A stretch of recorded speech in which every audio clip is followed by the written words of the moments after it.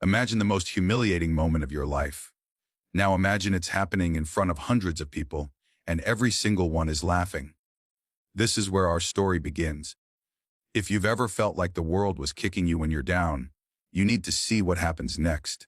Stay until the end, because the twist is more shocking than you can imagine. And while you're here, hit that subscribe button. Join our community of warriors who believe in second acts and stunning comebacks. The fluorescent lights of Madison High's main hallway hummed with a sickly, institutional glare, casting no shadow, offering no mercy. The air was thick with the smell of cheap cleaner, teenage sweat, and the electric buzz of pure, unadulterated cruelty. In the center of the polished linoleum on all fours was Elena Rodriguez. Her wavy blonde hair, usually a wild cascade, fell forward, hiding her face but not her posture of utter degradation. The revealing white blouse and short red skirt she'd saved for months to buy, hoping to feel normal, to feel pretty for once, were now just costumes in her public execution. A cold metal leash was clipped to a cheap dog collar around her neck. The chain led up to the hand of Marcus Thorne, the tall, golden-haired king of Madison High. His blue and yellow varsity jacket, emblazoned with a proud, seemed to glow with privilege. He crouched, not with empathy, but with the aggressive delight of a hunter posing with his trophy. "Come on, mutt," he sneered, his voice cutting through the cacophony of catcalls and laughter. "You know the command. Speak." Around them, a sea of phones glowed like malevolent fireflies, recording every second. The hallway was a tunnel of gray lockers and grinning faces, a diverse cross-section of adolescents united not by community, but by the primal, terrifying allure of watching someone break. Elena's body trembled. Her knuckles were white against the floor. A single tear traced a path through the dust on the linoleum. She opened her mouth. A choked, ragged sound escaped. It wasn't a bark. It was the sound of a soul fracturing. Marcus yanked the chain. "Loader!" Let the whole school hear the scholarship stray bark for her supper. The laughter crescendoed. This was more than bullying. This was a ritual, a demonstration of power meant to cement the natural order of things. But what all of them, didn't know, what they couldn't possibly see beneath the trembling girl in the red skirt, was the coiled steel, the scarred knuckles, and the silent, roaring fury of the underground fighter known as La Sombra, the Shadow. And the leash in Marcus's hand wasn't just holding a victim. It was holding a lit fuse. To understand the depth of this humiliation, you have to understand Elena's world. She didn't live in the manicured suburbs, where the Marcus Thornes of the world plotted their next parties. She lived in the brambles, a tight-knit, fraying, at-the-edges neighborhood where keeping the lights on was a monthly victory. Her mother, Maria, worked 2 cleaning jobs, her hands perpetually raw, her smile perpetually tired. Their love was a fortress, but the walls were thin. Elena's scholarship to Madison High was her golden ticket, her mother's proudest achievement. It was supposed to be the door to a better life. But at Madison, Elena was a ghost in the wrong play. Her thrift store clothes were silent announcements of her status. Her quiet intensity, born of responsibility, was read as aloofness or weakness. And to people like Marcus, son of a real estate magnate and a district judge, she was prey. He wasn't just a bully, he was an ecosystem. His friends on the football team were his enforcers. The teachers who admired his father's donations were his shields. The system was polished to a shine, and it reflected his image perfectly. Elena's transgression. A week ago, in advanced placement calculus, she had corrected a formula Marcus had bungled on the whiteboard. The quiet gasp in the room wasn't for the corrected math, it was for the audacity. The social contract had been violated. The poor girl had forgotten her place. The campaign of correction began subtly. Shoved lockers, stolen homework, before escalating to today's public spectacle. For Elena, this wasn't just about pain. It was about survival. If she fought back openly, she risked expulsion, losing her scholarship, and breaking her mother's heart. She was trapped in a gilded cage, and the wolves were inside with her. The barking incident didn't end with a bell. It metastasized. The video, edited for maximum humiliation, spread across social media with the viral toxicity of a plague. The caption, "Madison's new mascot." Elena walked through school as a living ghost. Whispers followed her. The sound of a fake bark echoed from open locker doors. In the cafeteria, Marcus and his crew took it further. As Elena tried to slide into an empty seat at the end of a table, Marcus slammed his tray down opposite her. His friends fanned out, a wall of varsity jackets. "This table's for humans, Rodriguez," he said, his voice a conversational smirk. "Dogs eat on the floor." He picked a French fry from his plate and tossed it at her feet. "Sit, stay. Good girl." A fire ignited behind Elena's eyes for a second. The mask of the scared girl slipped. Her posture, for a fraction of a second, didn't look like cowering. It looked like a stance. The memory of the cold, resin-coated floor of the basement, the underground fight club across town, flashed in her mind. The smell of sweat and blood, the roar of a crowd that respected only strength, the feeling of her taped fists connecting. She saw Marcus's jaw not as a face but as a target. Her breath hitched. But then she saw her mother's face, imagined the scholarship revocation letter, felt the weight of everything they'd sacrificed. The fire banked. She didn't pick up the fry. She didn't bark. She simply stood, her tray shaking in her hands, and walked away on legs of jelly. Marcus's laughter boomed behind her. "See, even trained." It felt like a defeat. But in that moment of supreme control, in choosing not to fight, Alina had won her first, silent victory. She had assessed the battlefield and understood the war would not be won here, in the cafeteria. But the war was now inevitable. Marcus had made a fatal error. He had mistaken her restraint for weakness, and in doing so, he had given her time to plan. The small, dusty gym in the Brambles Community Center was Alina's sanctuary. Here, she wasn't the scholarship charity case or the human dog. She was a student of the sweet science. Her coach, an old, grizzled former contender named Benny, was the father she'd never had. His face was a roadmap of lost fights and hard wisdom. "You're holding back, kid," he grunted, holding the mitts as Alina fired combinations. "Your head's not here, it's back in that fancy prison." Alina let out a frustrated cry, unleashing a blistering hook, kick combination that staggered the heavy bag. She told him everything. The barking, the cafeteria, the video. Benny's eyes, usually hidden in shadow, turned cold and flinty. "This ain't a street fight, Elena. This is a tactical mission. You can't knock him out in the hall. The system he's part of will just swallow you whole." Together, they hatched a first strike. Marcus's ego was his weakness. He loved showcasing his philanthropy. He was organizing a charity boxing exhibition for the school's underprivileged outreach. A laughable irony. Benny used his network to get Alina signed up as a participant. A nameless, faceless opponent from a partnering community center. The plan was simple: get in the ring with him, legally in front of everyone, and give him a taste. Not enough to expose her, just enough to rattle him. The night of the exhibition, the school gym was packed. Marcus, in shiny new gloves and headgear, played to the crowd, shadowboxing with flair. His opponent was announced as a challenger from the Brambles Center. Elena wore oversized gear, her hair tucked under headgear. The bell rang. Marcus came out swinging wildly, expecting a patsy. Elena slipped his punches with an almost casual grace. To the crowd, it looked like luck. To Marcus, it was unnerving. In a clinch, she drove a short, devastating body shot into his ribs. The air left his lungs with a whoosh only he could hear. She whispered, her voice low and cold, "The dog bites back, Marcus." Before he could react, she disengaged, spent the round making him look clumsy, and took a dive in the second, selling it with drama. She lost the exhibition. But as she walked back to the locker room, unseen, she saw Marcus on his stool, hunched over, a confused and furious look on his face.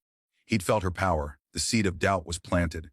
The victory was partial, but the tension was now a live wire. Marcus, rattled and enraged, didn't investigate. He retaliated. The system flexed its muscles. A week after the exhibition, Elena was called to the principal's office. Mrs. Gladwell, a woman whose smile never reached her eyes, sat with a disappointed expression. On her desk was a forged essay, purchased online by one of Marcus's friends, with Elena's name clumsily pasted on it. Plagiarism is a direct violation of the scholarship's academic integrity clause. Elena, Mrs. Gladwell said, her voice slick with Fox sympathy. Given this, and the recent distractions you've been involved in, the board is left with no choice but to suspend the scholarship, pending a full review. The world dropped out from under Elena. This was the checkmate she feared. Without the scholarship, they couldn't pay rent. Maria would have to work a third job. Their life would crumble. That night, the true escalation came. Walking home from Benny's, through a deserted underpass, a car screeched to a halt. Marcus and three of his football teammates piled out, emboldened by darkness and privilege. "Think you're clever, Rodriguez?" Marcus spat, his face a mask of fury. "That little stunt in the ring. You embarrassed me." This wasn't about humiliation anymore. This was about erasure. They surrounded her. One swung a tire iron. Instinct took over. Elena slipped the swing, disarmed the boy with a vicious wrist lock, and dropped him with a knee. She was La Sombra for 5 glorious, terrifying seconds, a whirlwind of controlled violence. But it was 4 against 1. A blow from behind, from Marcus's own fist wrapped around a roll of quarters, caught her temple. Stars exploded. As she fell to the gritty pavement, kicks landing on her ribs, her stomach. Marcus leaned down, his breath hot in her ear. "You're not a fighter. You're a stray." And we put strays down. They left her bleeding in the dark. Lying there, the taste of blood and asphalt in her mouth, the crushing weight of the scholarship loss on her chest, Elena hit her rock bottom. The boxing champion was beaten. The poor girl was broken. The fuse, it seemed, had been snuffed out, but fires smolder. Elena awoke in a clinic, her mother weeping by her bedside. The doctor spoke of cracked ribs, a concussion, and a resilience he found astonishing. The police report, filed by a frantic Maria, went nowhere. A street crime. The officer shrugged. No witnesses. The system had closed ranks. Yet, in the darkness, points of light emerged. An unlikely ally stepped forward. Chloe, a quiet girl from her AP Cal class, the one who had gasped. She found Elena at her locker, face still bruised. "I have something," Chloe whispered, pressing a USB drive into her hand. "I'm good with audio. I recorded everything in Calc that day, and I've been recording since. It's all there. The threats, the planning for the underpass, it's not video but it's proof." Elena stared at her, seeing not a bystander but a conspirator. Then, Benny arrived at their tiny apartment. He'd heard. He saw Maria's despair and Elena's defeated posture. "Okay, kid," he said, his voice like gravel. "Playtime's over.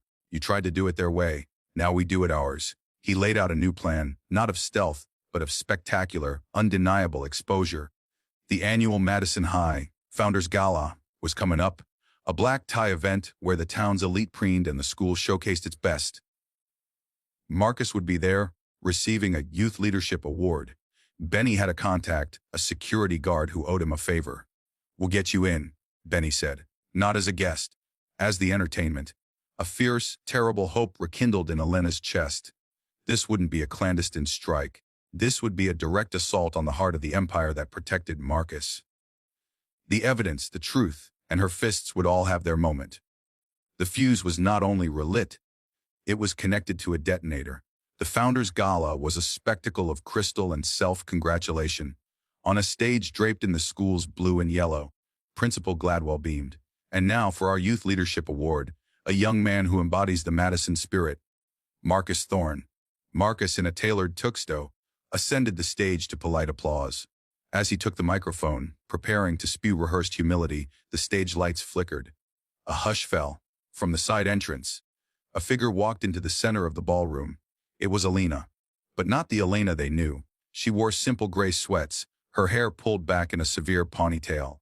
Her face bore the fading yellow of healing bruises, a public map of Marcus's handiwork. She carried a wireless microphone. "That's quite a speech, Marcus." Her voice boomed clear and steady through the PA system. Every head swiveled. "But leadership isn't about what you do in the light. It's about what you do in the dark, in the hallway, in the underpass." Marcus's face drained of color. "What is this?" Principal Gladwell hissed. "Security." But Benny's friend at the security desk had momentary technical difficulties. Elena continued, her voice gaining power. "You all know me as the scholarship girl. The poor girl you made bark like a dog." She pulled the USB drive from her pocket. "But there's something else you don't know, and something you need to hear." She nodded to Chloe, who was stationed at the AV booth. Suddenly, the audio from the hallway filled the room. Marcus's sneering voice, the command to bark, the horrific laughter of the crowd. The room erupted in gasps. Then, Chloe played the audio from the underpass, Marcus's voice cold and clear. "What put strays down?" The room was in chaos. Marcus, cornered and enraged, saw his perfect world unraveling. "She's lying! It's fabricated!" he screamed, throwing the microphone down. He leapt from the stage, charging at Elena, his tuxedo jacket flapping. The elite audience scrambled back. This was what Alina wanted, the legal, public arena. As Marcus swung a wild, furious punch, Elena the girl vanished. La Sombra took her place. She slipped the punch with an almost lazy grace. A jab snapped his head back. A cross sent him stumbling into the dessert table. It wasn't a fight, it was a revelation. For 30 seconds, she dismantled him with surgical precision, a whirlwind of jabs, hooks, and footwork that spoke of years of discipline, not street brawling. The final blow, a piston-like straight right, sent Marcus crumpling into a wreckage of cake and shattered china, his leadership award skittering across the floor. Alina stood over him, breathing steadily, the microphone still in her hand. She looked at the stunned, silent crowd of parents, donors, and faculty. "My name is Alina Rodriguez," she said, her voice ringing with finality. "I am the undercard boxing champion of the River District, and I am nobody's dog." The fallout was nuclear and swift, with the audio evidence public and incontrovertible. The system that protected Marcus shattered. The police, now under intense scrutiny, reopened the assault case. Marcus was charged with assault, filing a false police report, and hate crime enhancements. His parents' influence evaporated like morning fog under a spotlight. The scholarship board, in a panic, not only reinstated Elena's funding, but offered a full ride to the state university. Principal Gladwell was forced into early retirement after emails surfaced showing she had ignored multiple complaints about Marcus. But justice wasn't just punitive, it was restorative. The school implemented a sweeping anti-bullying program designed by students, with Alina and Chloe at its helm. The video that once showed her humiliation was taken down and replaced by videos of her story, used as a tool for empathy. Marcus, in a stunning twist, faced not just prison time but a mandate for community service and therapy. A year later, from a juvenile detention facility, he wrote Alina a letter. It wasn't an excuse. It was a raw, ugly confession of the sickness of entitlement, of the fear that drove his cruelty. He apologized not for leniency, but because, for the first time, he saw her as a person. Alina didn't forgive him easily, but she acknowledged the letter. Redemption, she learned, was a long road, and it started with facing the truth you've created. 5 years later, the camera pans across a sun-drenched gym, not the dank basement, but the Rodriguez Benny Boxing Academy, in the heart of the brambles. The walls are covered not with trophies, but with photos of kids, smiling, determined, of all shapes and sizes. In the center ring, Elena, now a young woman with a calm confidence, holds mitts for a scrawny, fierce-looking 10-year-old girl. Again, Mia, speed and precision. You're not angry. You're focused. The girl fires a combination, her eyes alight. Elena's mother, Maria, watches from the front desk, her hands no longer raw, her smile no longer tired. Benny sips coffee in the corner, his grizzled face softened by pride. Elena had turned her pain into a platform, her rage into a refuge. She'd used her boxing fame to fund this place, a sanctuary for kids who felt like she once did, invisible, vulnerable, full of a fire they didn't know how to channel. The camera closes in on Elena's face as she finishes the lesson. She looks directly into the lens, her eyes holding the wisdom of hard-won battles. They told me I was less than. They tried to put me on a leash made of shame, of poverty, of their own insecurity. But here's the truth: no bully, no system, no dark moment can ever take from you. You are not what they call you. You are the quiet strategy in the cafeteria. You are the enduring love of your family. You are the fire that survives the kick. You are the comeback waiting to happen. Your strength is a story only you can finish writing. Now tell me, from which part of the country are you watching this video? Let me know in the comments. Where is your battlefield? And what is the strength you're holding inside?